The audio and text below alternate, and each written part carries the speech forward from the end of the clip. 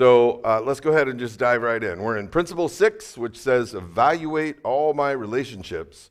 Offer forgiveness to those who have hurt me and make amends for harm I've done to others, except when to do so would harm them or others. As we work through Principle 6 over the next couple of months, we'll really kind of focus on it in three parts, right?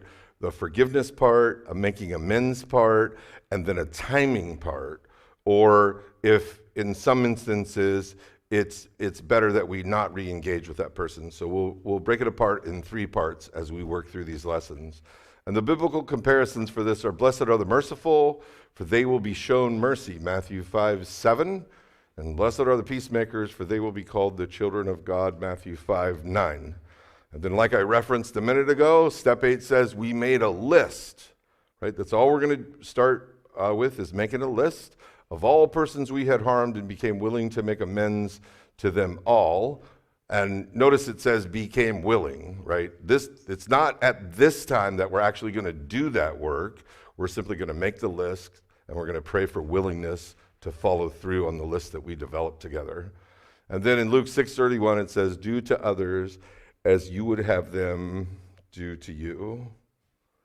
If I was gonna try to sum up Principle 6 in just a few words, it would be something like this: forgive me as I learn to forgive, right? God, as you forgive me, as I learn to understand your forgiveness towards me, help me extend that same grace and mercy to other people.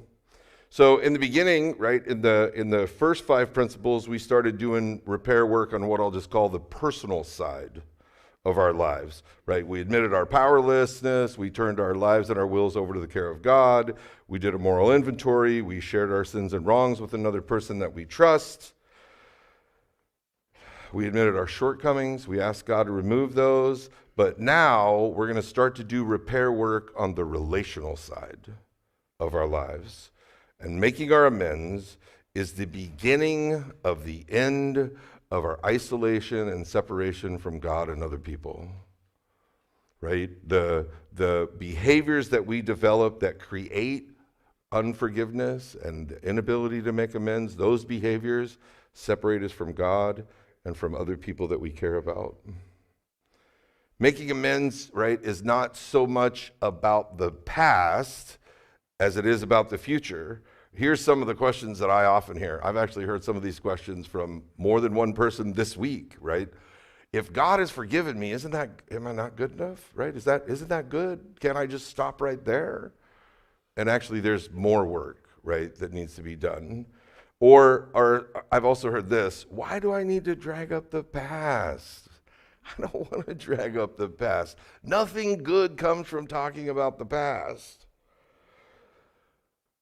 But making amends is not about the past. Making amends is about your future, right? If we don't clean out the garbage of our past, we don't have any room to grow anything new, right? It's important that we make space to grow something new. So in the words of step 8, it's time to make a list of all the persons that we've harmed and become willing to make amends to them all. And all we're looking for right now is willingness. And as you start to make this list, you'll understand why I'm saying that. Because there'll be people that you don't want to put on the list. I'm not forgiving that person. That person had it coming what I did to them. I'm not going to make amends for that. Right? There'll be all these reasons that we conjure up. But Luke 6:31 is super clear, right? That we're to treat others the way that we want to be treated. Now, I don't want to minimize what some of you have been through, right? Some of you have been hurt terribly by people. You've had things done to you that should have never been done to you as a kid, as an adult, and none of that is okay. But we still want to be able to find healing and freedom from those things. So forgiving our perpetrators, even after, right, they've harmed us, is one of the ways we deal with that emotional pain so we don't allow them to continue to hurt us today, right now.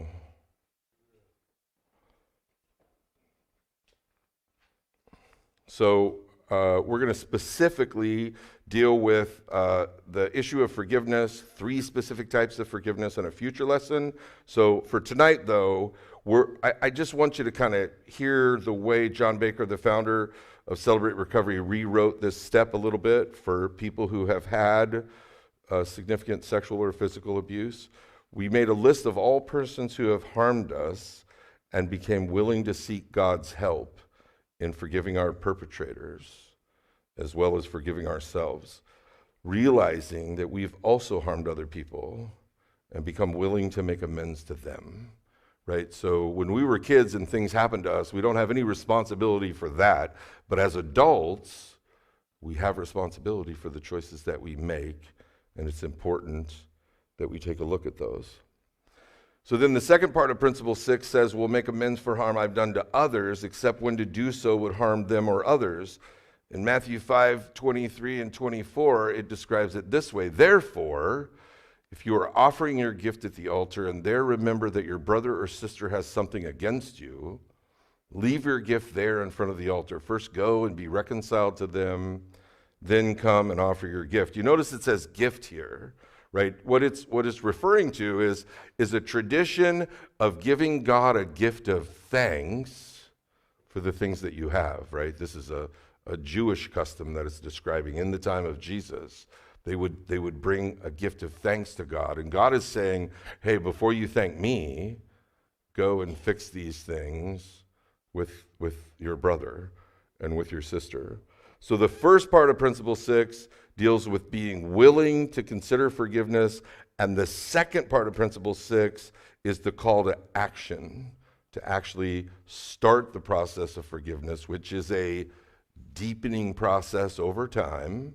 And we'll talk in these next several lessons about how forgiveness does not equal trust. I want to say that again. Forgiveness does not equal trust. That's a different thing. But we do have to pull out this dead stuff, so there's room for new stuff to grow. So let's take a look at how are we going to start to be prepared to make amends. What are the things that we're going to do? And we're going to dive right into the acrostic. So the A in amends stands for admit the hurt and the harm. It can be really hard, especially early in recovery, to actually admit that we were hurt. Because oftentimes we've spent years covering that up, lying about it, numbing it out, engaging in behaviors that allow us to forget it for a moment, right? So it's important that we acknowledge that we actually have been hurt, right? I talked to somebody the other day who was concerned about acknowledging that their mother had hurt them. They were like, well, but the Bible says I have to honor my mother. And so my suggestion to them was, isn't it more honoring to admit that they hurt you and then forgive them than to deny that the thing ever happened, right? We get to be free of carrying pain when we admit the hurt. And when we admit the harm, it puts us in a posture of being willing to apologize to people for the things we've done, for the harm that we've caused. And when we do that, we're able to grow in the way God is calling us to grow. Oftentimes, we've been bottling up our feelings for years, for way too long, and that's interfered with all of our important relationships, right? It's unrealistic to think that we could be this way in this relationship, right? That we could, let's say, for example, the way I traditionally harm people is I'm controlling and domineering and insulting to people. To think that I'm only doing that in one relationship and that I'm not doing that in all my relationships is how denial works, right? It's important that we recognize that whatever the behavior is, we're repeating that cycle in all of our relationships. It may not look exactly the same, it may not sound exactly the same, but if it's a part of who we are, it is coming out in all of the spaces that we put ourselves in. In Luke 6:37, it says this: do not judge, and you will not be judged. Do not condemn, and you will not be condemned. Forgive, and you will be forgiven. Right? Holding on to resentments, being unforgiving only hurts you. It doesn't hurt the other person. I've told you guys this story before about one time I was so mad at my sponsor, I didn't talk to him for 4 months. Mad. And then he invited me to his house, and I said, I'm not sure I want to come over there. Well, why not? I'm mad at you. Well, just come over. We could talk about it, right? So I go over there, and we sit down, and he said, so why is it that you're mad? And I lay out for him what he did 4 months ago that I'm so upset about. And he was like, I had no idea. You've been carrying this thing for 4 months. It's been bothering you every day, and I didn't know anything about it, right? That's often how these things work, right? They affect us, but they don't really affect the other person. It blocks, also holding on to resentments towards other people blocks our ability to receive forgiveness from God. Because if we're holding resentments, we're kind of playing God instead of letting God be God. The next letter in amends is the M, which we talked about a little bit already, which is make a list. Make a list. Now, when you are in the step study that's coming up, we'll get to this towards so the step study is broken up into 4 sections. In the 3rd section, right, because this is principle 6, we'll dig deep into this. We'll do something with these lists. But I'm going to ask you to do something right now. I'm going to ask you all to flip your paper over to your list. Flip your paper over. And I'm going to ask you to put one name on each list.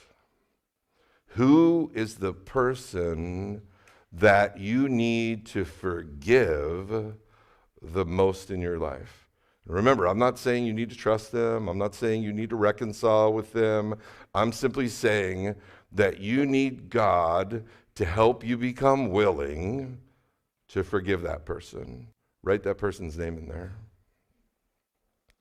And who is the other person on the other list? Who's the first person on the other side that you've been withholding your amends from? Who's the person that you've justified not saying you're sorry? That you've blamed them so you don't have to apologize? That you felt like, well, they started it. Right? I didn't start it. They started it. I was an expert at they started it, lots of years. And usually, I would antagonize them so they would start it, so then I could behave badly. Well, some of you laughed. Some of you know what I'm talking about. Right? Yeah. So I want you tonight to just start with one person on each list, right? Who's the person that you need God's help with to just become willing to forgive them? I'm not asking you to forgive them tonight. I'm not asking you to talk to them. I'm simply asking you to put them on the list and pray that God will help you become willing. And then one person on the other list, someone that you know that you're going to need God's help to make amends to at some point in the future. I'm not going to ask you to raise your hands that you're done. I'm just going to move right on, okay? Now, when we're in the step study, the way that you will create this list initially will be from the inventory that we did a few lessons ago, right? In the inventory, we talked about the 5 columns, and in column 1 is where you'll list all the people that hurt you. And so you'll transpose all of those people off of column 1 in your inventory into your forgiveness list. Those are the people that when you get to principle 6, you'll be working through the forgiveness part. And all the people that you put in column 5 on your inventory, all of the people that you hurt are the people that you will start your amends list with. I would encourage you, right, between tonight and next Monday, just work on these lists. Just see who God puts on your heart. And then be thinking, right? Remember, this principle starts with evaluate all my relationships. So as you create these lists, be thinking about what's the state of my relationship with this person? And what's the next thing I need to do to improve that relationship? right? Because the beautiful thing about recovery is we focus on our parts, not their part, just our part. And remember, right now, you're just making the list. Okay. When you're making your list, I don't want you to be worrying about how am I going to do that? How am I going to start that conversation, right? How am I going to talk to that person? When I made my list, it was not a pretty list, right? It was ugly and it was long, and half the people I didn't know where they were. But you don't have to worry about that. God will help you work that part out later. Initially, we just want to worry about writing the list. Well, we don't want to worry about it. We just want to do it, right? And then I don't want you to have any of these kinds of things. How could I ever apologize to so-and-so? I'm so ashamed. I can't believe I did that, right? You don't have to raise your hands, right? I'll just own this myself. I was a blackout drug user, right? I know that's more of an alcohol thing, and I did that when I drank too, but I used drugs until I blacked out. In some instances, I was blacked out for days. And, one time I got arrested and I got taken into the police station and they were showing me a video, right, of things I'd done days before. I had no memory of any of it, right? And as it turned out, I'd stolen this woman's car. I'd stolen all of her stuff in her car. I'd taken off with that car. And I couldn't imagine going back and apologizing, because I just felt so terrible. I couldn't believe that I'd actually done that. I didn't think I would ever steal from somebody. But here I'd stolen her car and all of her belongings that were in it. And I had to put her on my list, right? I had to put her on the list. So even if you're fearful of the how-tos of how could you apologize to that person, just for now, just put them on the list. And then this one is usually the hardest. How could I ever forgive? And every single one of you just had a name pop in your head. Some of you more than one name, right? And let me just tell you from my own experience,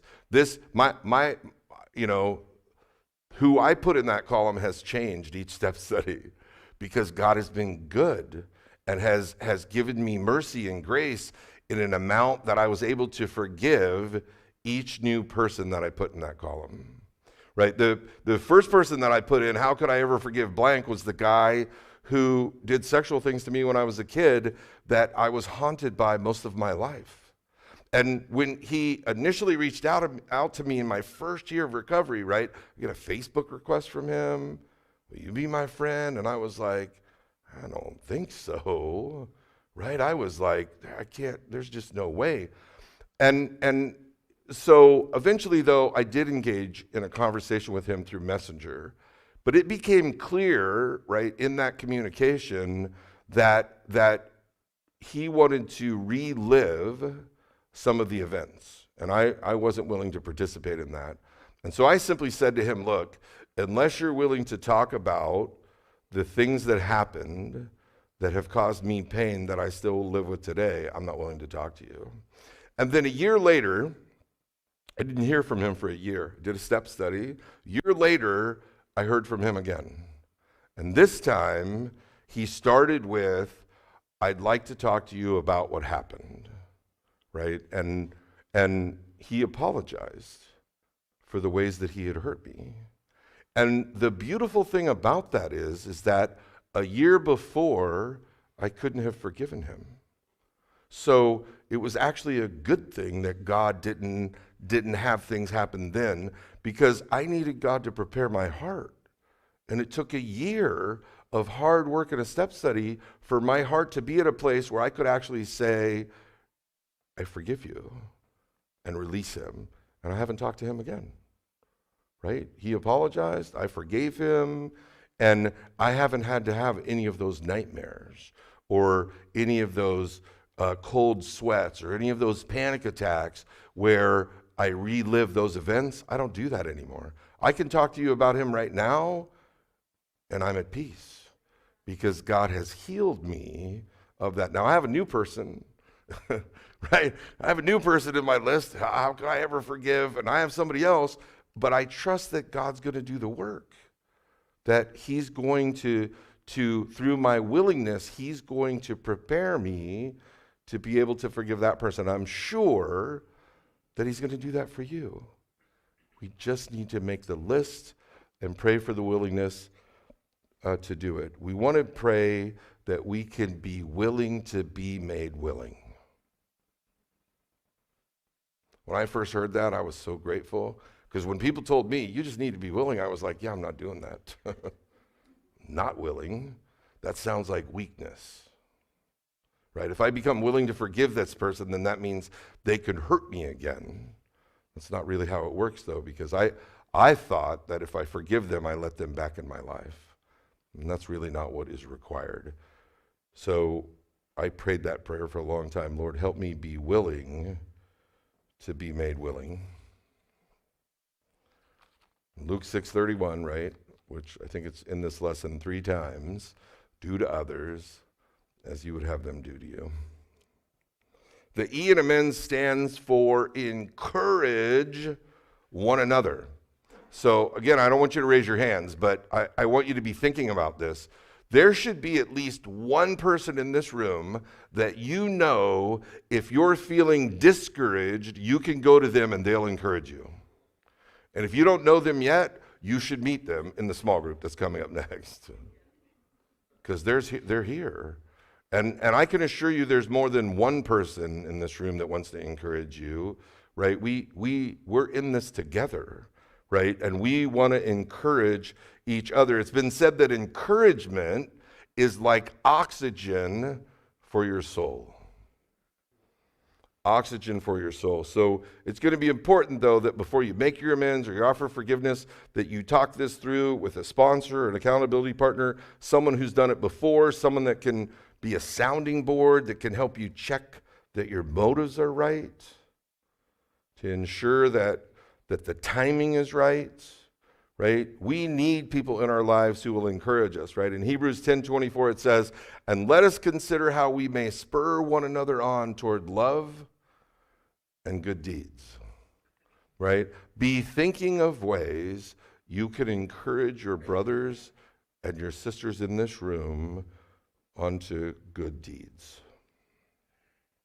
The N in amends is the reason for making the amends, which is not for them. Sometimes we can become kind of altruistic and we think, oh, I'm gonna go make my amends to this person so they'll feel better. That's not the right motive. Because there's no guarantee how they're gonna feel, right? It's not for them that we make amends, it's for us, right? It's so we can be free of the guilt and the shame that we've been carrying.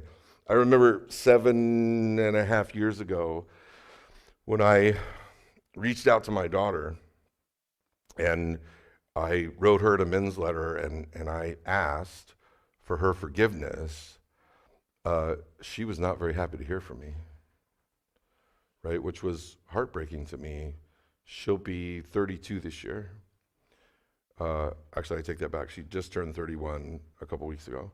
Yeah, I got ahead of myself. She just turned 31. So she was 23 and a half when I tried to make amends to her. And she was just like, I've forgiven you before and you just keep hurting me. And I'm not willing to let you close enough to hurt me again. And that was hard to hear, right? It was really hard to hear. And I was so surprised that in the following weeks, I still started to feel better. And that was because I'd done my part. I had, for the right motivation, for the right reasons, I had tried to make amends to her. She wasn't in a space where she could receive it, but I was free of all that guilt and shame that I'd carried. It's really important that we be honest, that we be humble, that we've been sincere, that we be willing to hear whatever they have to say. You don't want to offer any excuses. You don't want to try to justify what you did. You just want to focus on your part. In 5 words, right, here's the secret to making successful amends. do not expect anything back. Because if you're expecting something back, then you probably aren't doing it for the right reasons. Principle 6 says that I'm responsible to make amends for the harm I've done to others. Jesus said it this way. He said, but love your enemies, do good to them, and lend to them without expecting to get anything back. Then your reward will be great. Who thinks he's talking about a reward in heaven? That's what I think he's talking about. And you will be children of the Most High, because he is kind to the ungrateful and the wicked. Be merciful just as your Father is merciful. I heard a really great metaphor about God yesterday, and about how my faith in God works. So let's just say that I'm in a conversation with Stuart, right? And I say, Stuart, this chair, this stool is super strong. Anybody of any weight could sit on that stool and it would be able to handle it, right? And then let's say Stuart said, no, Jonathan, I've been looking at that stool and I'm sure it's got like a 400-pound weight limit. And if somebody over 400 pounds sat on that thing, it would break. It would fall apart. It would be no good. Does my belief or Stuart's belief change that stool? It doesn't, right? It works the same with God, right? What I believe about God and the measure in which I believe it about God doesn't change who God is, right? God loves you. He cares for you. He has unlimited mercy for you. It's just, are you willing to receive that?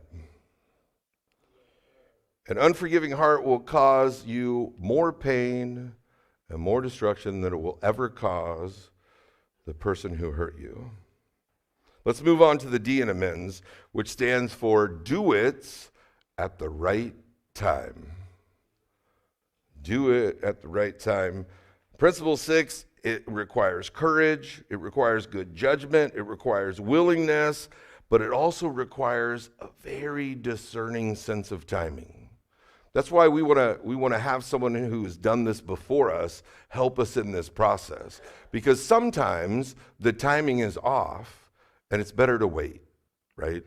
So we want to do it at the right time. In Psalms 27:14, it says it this way: wait for the Lord, which is key in all of this. Wait for the Lord, be strong and take heart, and wait for the Lord. Because Principle 6 says, right, that part about except when to do so would harm them or others, right? We don't want to make amends in a way that does more harm to someone than not doing the amends. And it's going to be important that we have someone else as a sounding board that can help us discern what's going to happen if we make the amends. In Philippians 2:3-4, it says this. It says, in humility, value others above yourselves, not looking to your own interests, but each of you to the interests of others. Right? We don't want to let our feelings get in the way, right? If we wait till we feel like making amends, we probably will never make them. If we wait till we feel like offering forgiveness, we probably will never do that, right? Principle 6 is kind of like a crisis of the will. It's when we feel like we might break if something isn't done, right? But we still want to discern God's will in obeying his call to us in our relationships with other people. And then lastly, the S in amends stands for start living the promises of recovery, reconciliation, and redemption. As you work your way through Principle 6, right? And again, we're going to talk about this more in the coming weeks. But as you work your way through it, you will find a deeper level of freedom, a deeper sense of commitment, a greater capacity to experience joy and peace. God promises, right, that he will repay you for the years that the locusts have eaten, right?